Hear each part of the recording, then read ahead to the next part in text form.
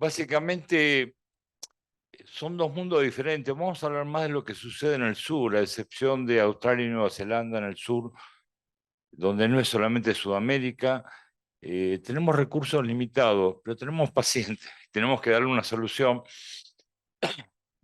Y nos propusimos, a través de evaluación de diferentes investigaciones, un poco avanzar a través de esto.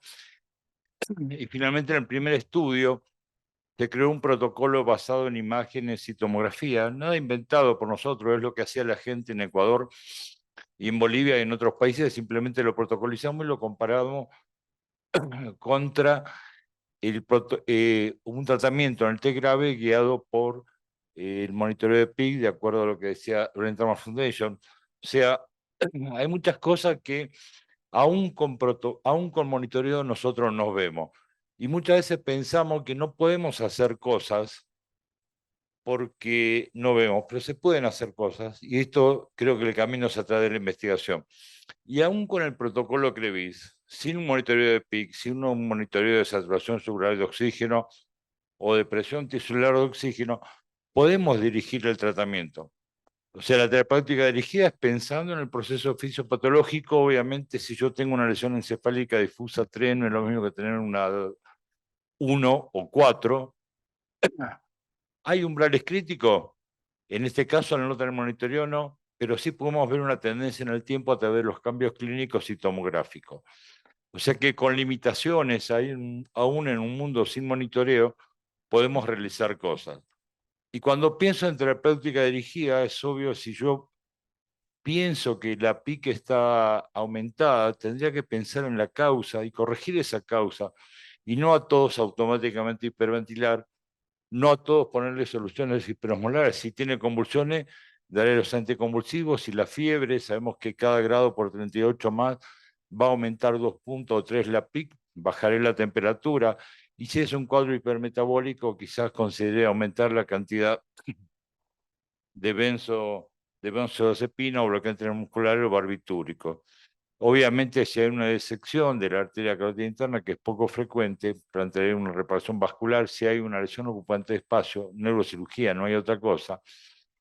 Hiperventilación en el caso de aumento del volumen sanguíneo cerebral, o en el edema, las soluciones hiperosmolares. Y si hay una caída del volumen minuto que me lleve a una caída, comprometa la PPC, que me pueda llevar a la isquemia, tendré que mejorar ese volumen minuto. Y caída de resistencia vascular sistémica, no es muy frecuente, pero si estos pacientes se ponen sépticos rápidamente, sí acontece y bueno, habrá que usar expansión, NORA y demás. Vasospasmo, no hay respuesta. Si hay una anemia se habrá que transfundir. Todavía no sabemos cuál es el nivel óptimo, entre el nivel o el umbral entre 7 y 10, y caída de PO2 aumentar la FIO2 pipi. ¿Cuál es el tema o el desafío para nosotros? El 90% de la literatura se produce en el hemisferio norte, pero no son nuestros países, son países de altos ingresos con otra infraestructura. Es completamente diferente la approach. ¿Tiene validez interna para ellos? Sí. ¿Tiene validez externa para nosotros? No siempre. Y nosotros producimos el 10% de la literatura, pero inclusive se publica en revistas de bajo impacto. Y creo que tenemos que seguir investigando para encontrar, dar respuesta en nuestro medio. Creo que hay muchos ejemplos en la sala, lo que hizo el doctor Edgar Celis allá en el 2013, juntando a toda gente, un grupo de gente en Latinoamérica, las guías, muestran cosas de efecto práctico, de ese efecto al lado de la cama.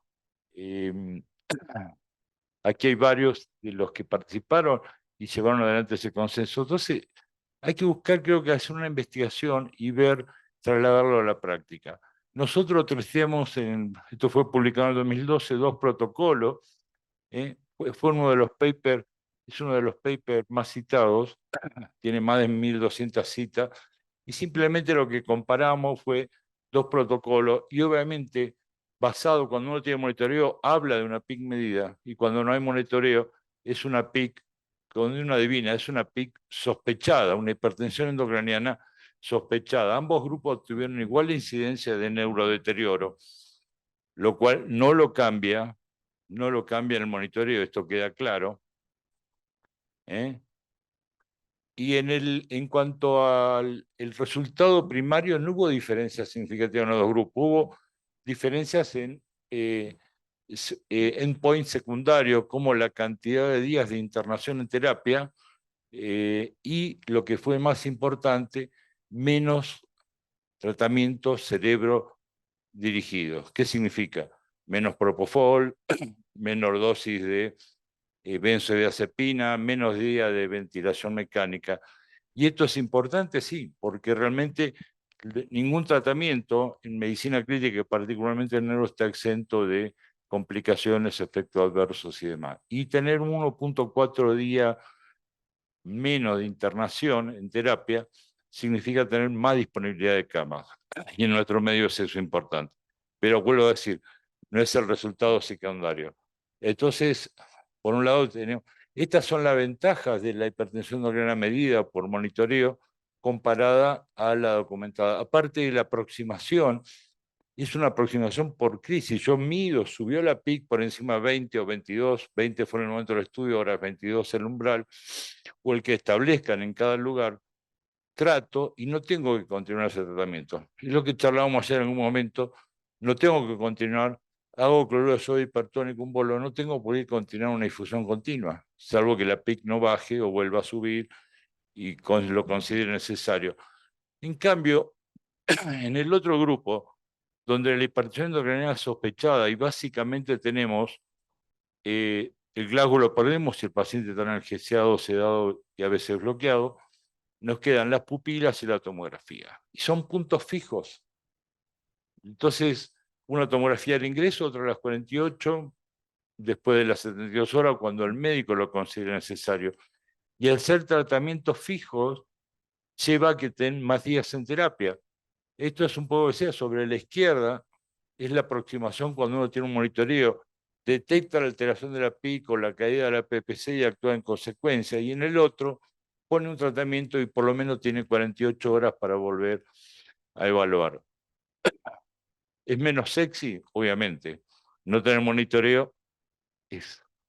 Y no tengo número, no, por lo cual no puedo hablar de umbral, por lo cual no significa que yo no pueda pensar al lado del paciente y ver qué hago y establecer un protocolo. Así, entonces después de eso iniciamos un segundo grupo donde hubo mucha gente de Colombia que participó de Barranquilla, Cúcuta, Cali. Entonces comparamos un grupo, este grupo de terapia que venía del BSTRIP, que ya usaba protocolo, contra otro grupo de terapias de Sudamérica, básicamente, que no usaban protocolos. Se llegó al comparado, cada uno venía haciendo como se continuó en el trabajo, en la primera etapa del trabajo, como venía haciendo. Nos juntamos a mitad del estudio en Buenos Aires, hicimos un nuevo consenso en base a este protocolo de imágenes y clínica, que es el CREVISE. Ahí acordamos, modificamos algunos criterios y también invitamos a gente que no estaba involucrada en el estudio, que manejaba pacientes sin monitoreo de PIC y otros que manejaban poblaciones mixtas. Entonces, resultado de eso, perdón, publicamos esto, es sin PIC entonces, y acuérdense, en esa hipertensión endocrinal sospechada, modificamos los criterios, dijimos un criterio mayor o dos menores, el mayor es básicamente tomográfico, es un LED3, LED4 o un Marshall, una LOE no evacuada, o sea, más de 25 centímetros, y los criterios menores, glagomotor de 4 o menos, menor de 4, asimetría pupilar, reactividad pupilar normal y un Marshall 2. Dos criterios menores o un criterio mayor, uno lo podría considerar para aplicar este protocolo previsto. Entonces, cuando nosotros analizamos el ALIT, usó junto con el grupo, analizó cuál era la sensibilidad y especificidad de manejarse con clínica y tomografía usando el nuevo umbral, 22 milímetros de mercurio, encontró que para un umbral de 22, perdón, para un umbral de 22, milímetros de mercurio, la sensibilidad estaba en 93 y a 30, 100. Obviamente, uno puede decir, faltaría, pero creo que estamos, pero la especificidad es relativamente baja.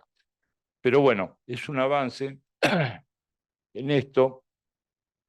Entonces, haciendo hincapié, creamos también, por supuesto, como decíamos y charlamos en un momento, un algoritmo que pueda ser útil al lado de la cama.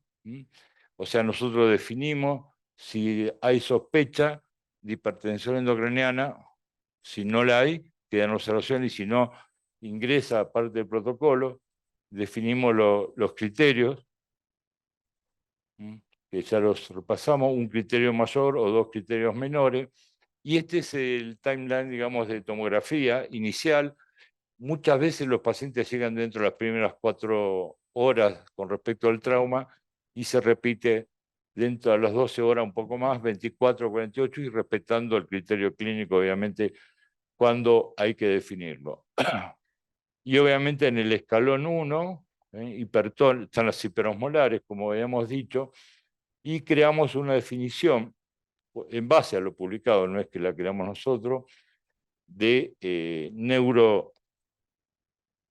neurodeterioro. ¿Puede ser? ¿Puede pasar ahí? Entonces,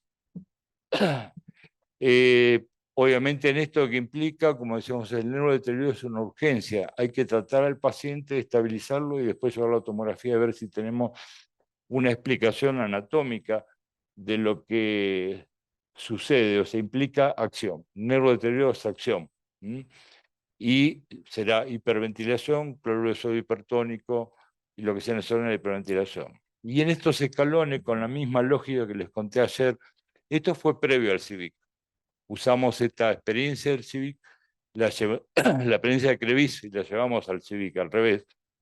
Y el enfoque escalonado lo que promueve es una estructura, un orden, pero donde yo me puedo mover basado mucho con el juicio clínico y no ser prisionero de los pasos, pero promueve un orden que puede servir.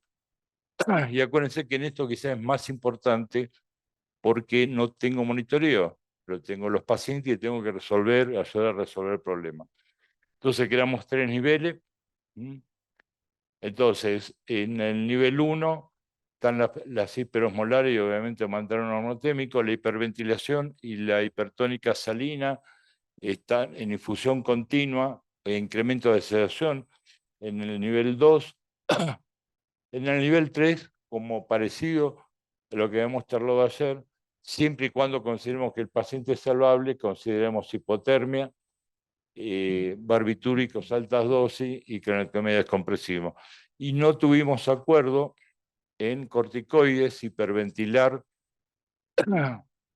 no usar hiperventilación por debajo de 30, hipotermia por debajo de 35, furosemida, manitol en infusión continua, drenaje lumbar y profilaxia de epilepsia más allá de 7 días. Y no hubo acuerdo con respecto al uso de cuándo usar bloqueantes neuromusculares o no.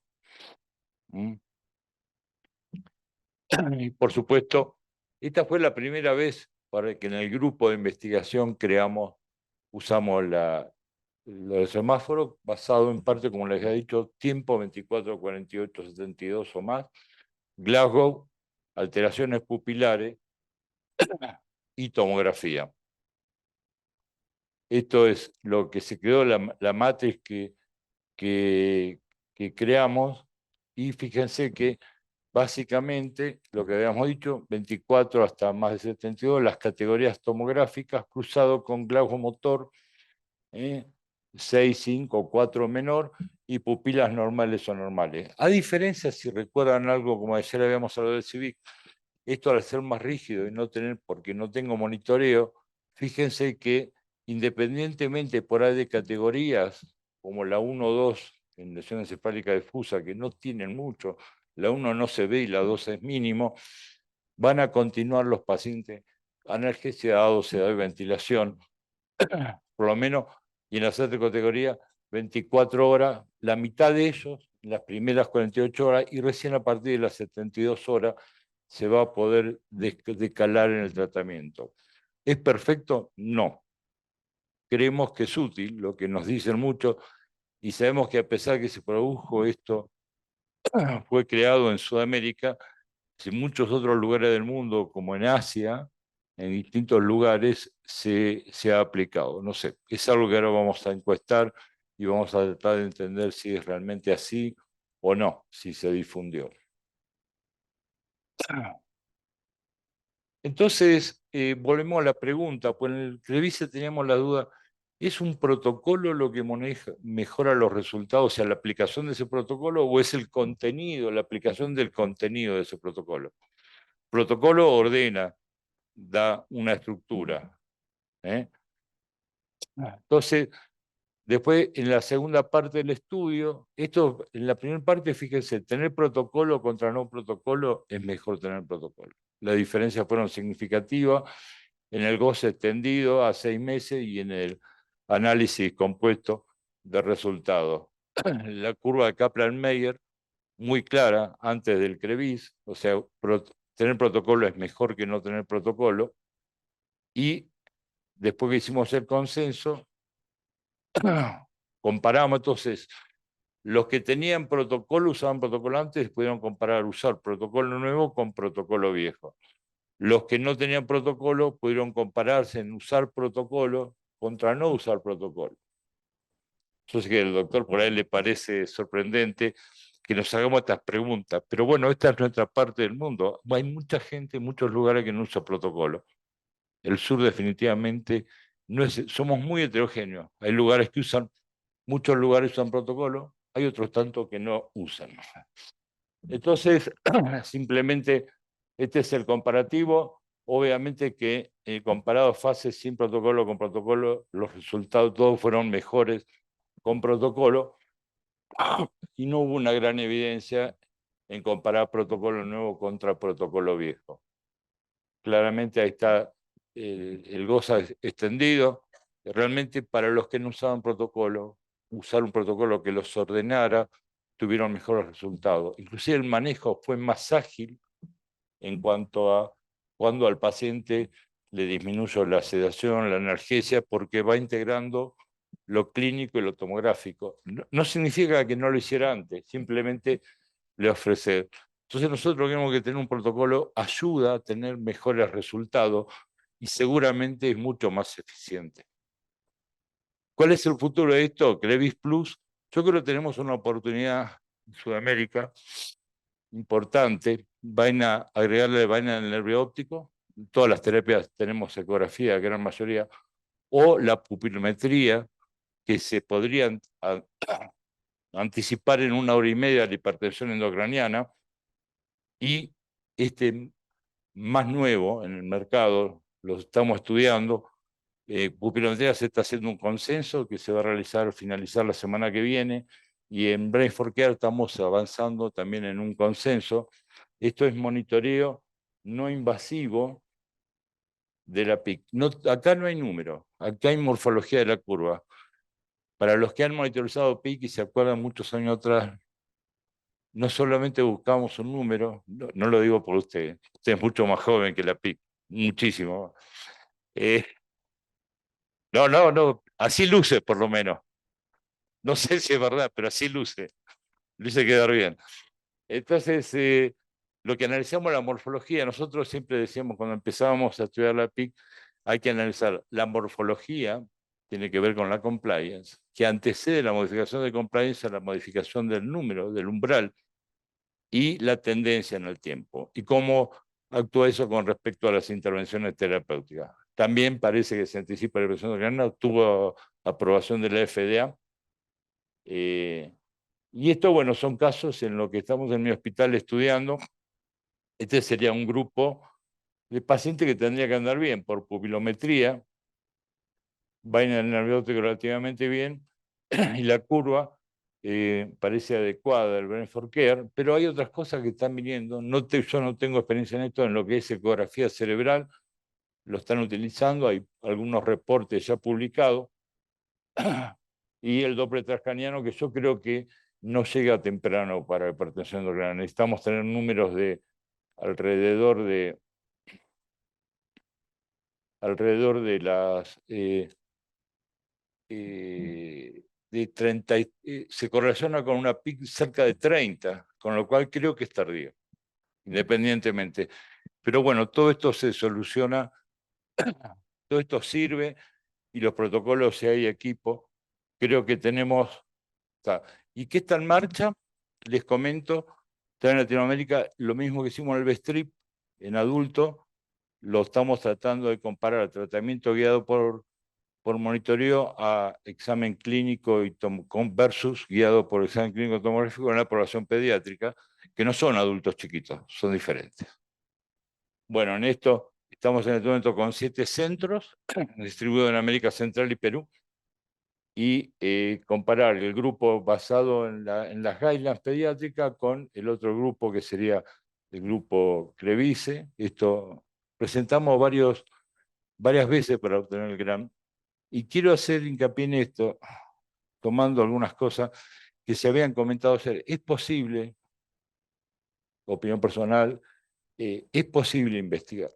Nosotros elegimos la vía de la asociación, en este caso con el grupo de la Universidad de Washington, nos presentamos varias veces los grandes. Es muy difícil ganar un grant si uno no está inserto en una universidad de Estados Unidos.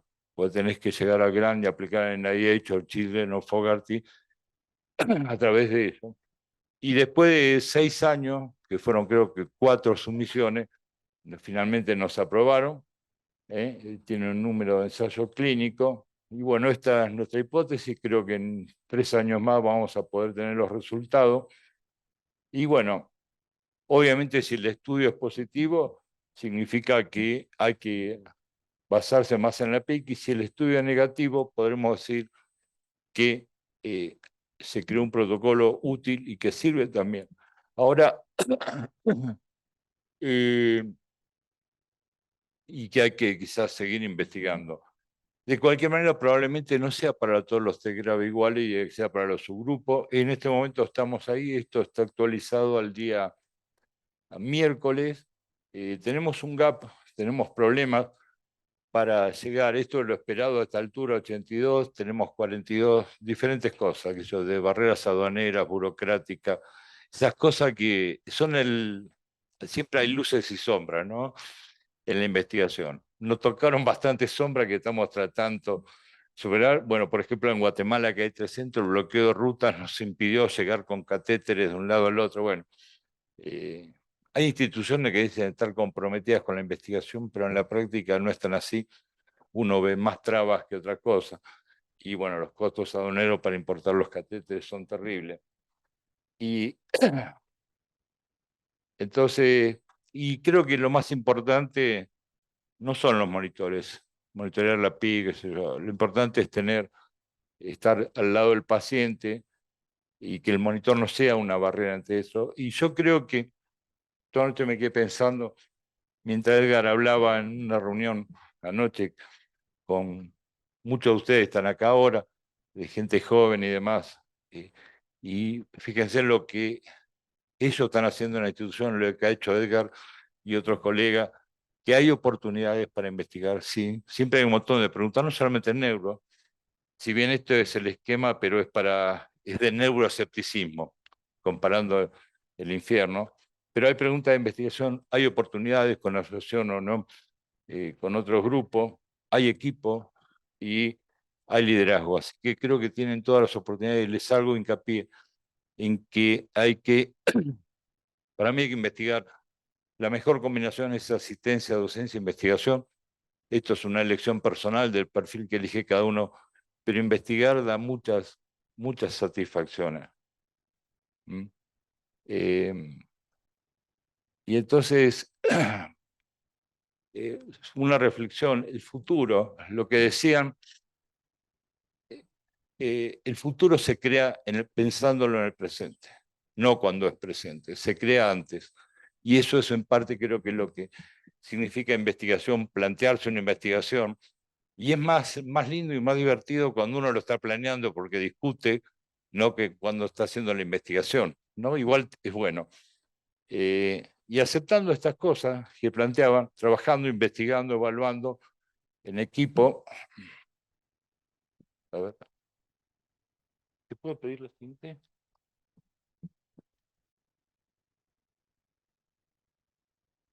La, o sea, esto lo decía Peter Drucker, ¿no? El conocimiento es fuente de riqueza, no es pobreza, es fuente de riqueza. Lo siguiente, y es fuente de riqueza para la sociedad y para los países. Ahí está. Este fue el último premio Nobel, Milstein, premio Nobel de Medicina, pero era químico, junto con el alemán. Ellos fueron los primeros que descubrieron anticuerpos monoclonales. Lo publicaron en el 75, nunca lo patentaron, se los robó otros científicos con los cuales ellos compartían los datos y le pedían no lo patenten. Ellos siguieron. Cuando uno investiga, básicamente quiere contestar una pregunta, generar un conocimiento y después viene la aplicación. Yo creo que el doctor Levy ha hablado bastante de eso, ¿no? Y esto que uno investiga, cómo llevarlo al lado de la cama para tener mejores resultados de pacientes. ¿Eh? Y de una vez le preguntaron, Milstein tuvo que dejar Argentina en el 66 porque fue un otro golpe militar y lo persiguieron por su origen hebreo y porque le dijeron que eran comunistas, porque pensaban diferente o no sé, lo habrán agarrado leyendo un libro que se llama La Cuba electrolítica y habrán pensado no sé qué. Y se tuvo que exiliar y fue a Cambridge. Y ahí desarrolló con otros equipos de investigación y fue la investigación monoclonal en 1984 le dieron el premio. Y le preguntaban si los países pobres como Argentina tenían que destinar plata a la investigación. Sé que suena ridículo para muchos de ustedes, pero dice, Argentina es un país demasiado pobre como para no darse el lujo de no tener investigación básica. Tenemos que crear conocimiento. Creo que es un muy buen juego, nos da satisfacción, uno comparte muchas tareas con gente y bueno, más allá del lado brillante de las luces de la investigación al lado oscuro. Pero siempre se obtiene una respuesta. Probablemente uno obtenga una respuesta y dos preguntas más de investigación. Y bueno, ahí empieza a armarse el próximo trabajo. Muchas gracias.